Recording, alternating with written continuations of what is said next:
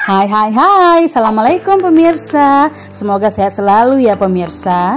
Kali ini kami akan memberikan informasi dan edukasi tentang buah kelapa ini pemirsa.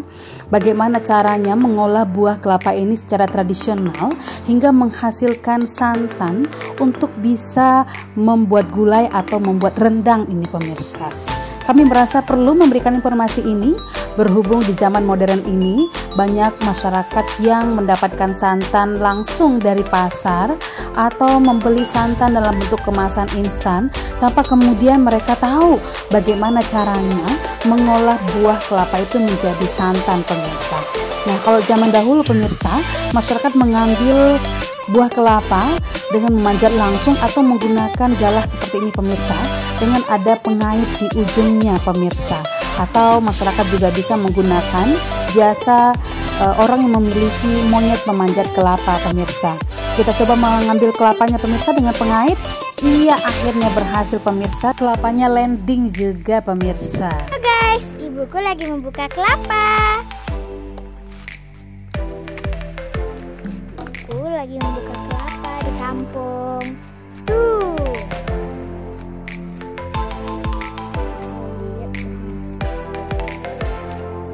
Pemirsa, kelapa yang sudah diambil dari pohonnya tadi itu kita buka dengan menggunakan berbagai macam peralatan pemirsa. Bisa menggunakan parang, bisa juga menggunakan peralatan yang bernama sulak seperti ini ya pemirsa ya. Kalau pemirsa menggunakan peralatan yang bernama sulak ini, tentu prosesnya akan lebih cepat dibanding pemirsa membuka kelapa menggunakan parang pemirsa.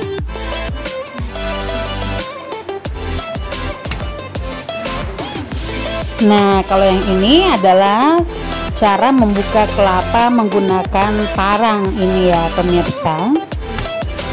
Tapi ini memang pemirsa harus hati-hati ya.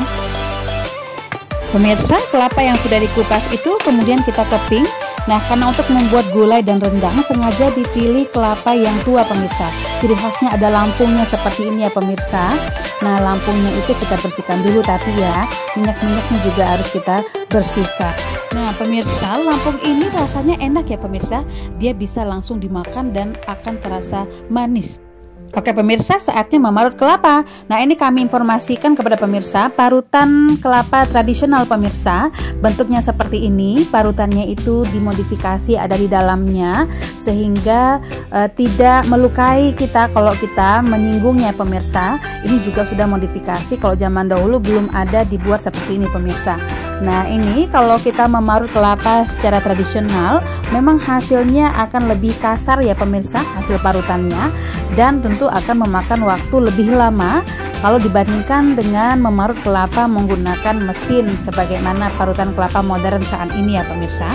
Karena kalau pemirsa menggunakan parutan kelapa yang bermesin, pemirsa harus memiliki keberanian yang lebih tinggi sebab tentu lebih tajam ya pemirsa, dan harus memiliki keahlian khusus pemirsa.